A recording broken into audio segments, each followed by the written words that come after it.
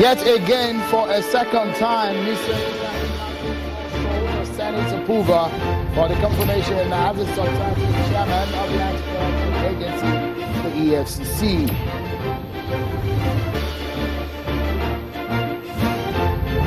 And Mr. Magu says the Department of State Services did not invite him over the report it sent to the Senate, accusing the agency of not giving him a fair hearing.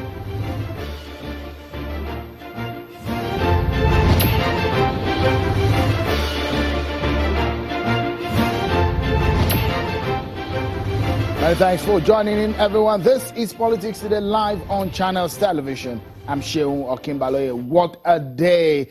Most of the major activity that we saw today at the National Assembly, everyone had waited for the confirmation of Mr. Ibrahim Magu for a moment. We will talk about that and dig deep into that matter as it concerns the issue of anti-corruption in Nigeria. Let's bring you up to speed on the issues relating to the People's Democratic Party.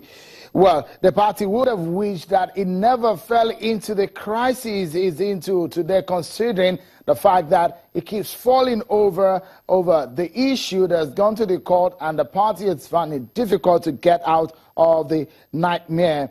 Today, some party heavyweights met to discuss the way forward. Former governors, former federal lawmakers, and former senators in the PDP. At the Conciliation Committee headed by Professor Jerry Gana, a former Minister of Information, met with Senator Ahmed McCarthy and some former federal lawmakers, all considering a way forward for the PDP. The main concern, however, at that meeting is how will they go back to the roots in thinking of a permanent solution to the crisis rocking the PDP. I want to underscore the building in Nigeria of a free and democratic society, essentially with a two-party system. There may be other parties, but let there be two main parties so that at elections, the choices will be very clear.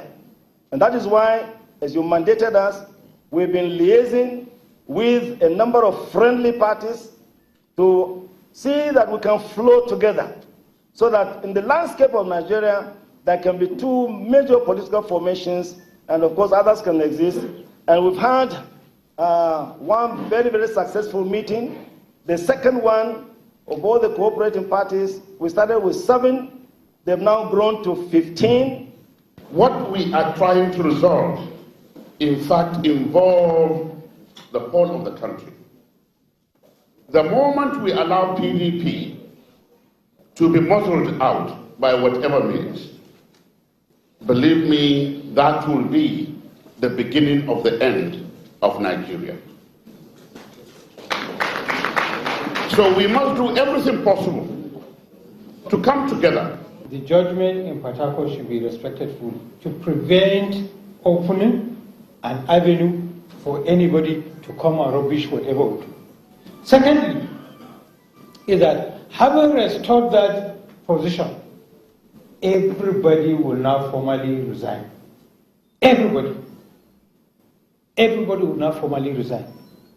And if everybody formally resigns, surely a vacuum is created. Then, if everybody is to resign, the solicitors from Sharif, the solicitors from the organs of the party should now sit down, look at all the legal judgment and other things, and draw up an MOU that will serve as settlement of parties.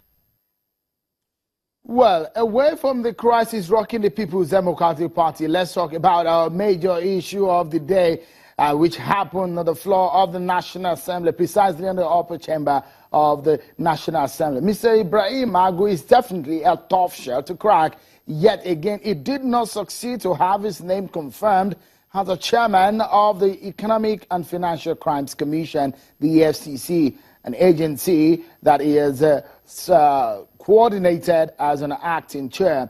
After answering questions from the lawmakers for over an hour, but a similar factor to Mr. Magu again resurfaces another DSS report indicting him. The upper legislative house hinges its decision not to give a nod to Mr. Magu's confirmation on the security report from the Department of State Service, DSS, which says that Mr. Magu has failed the integrity test and will eventually constitute a liability to the anti-corruption drive of the present administration.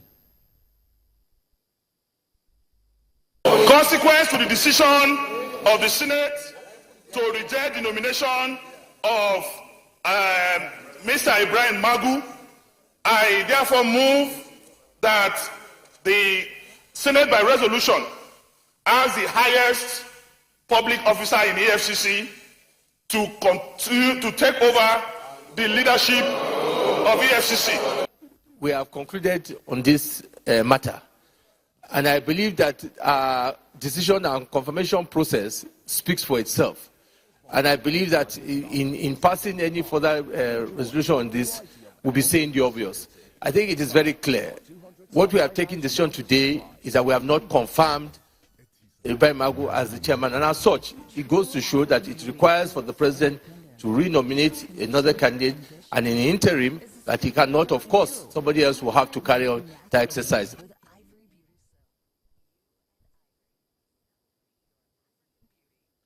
Well, now let's get a perspective now to this matter.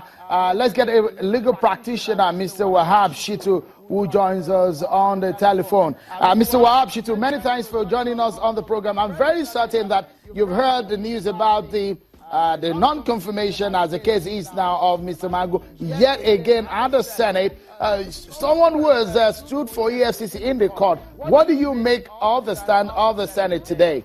And that of the DSS, of course. Very disappointed and sad for Nigeria. It is a major setback for the anti-corruption war of the present administration. And this portends a very dangerous signal.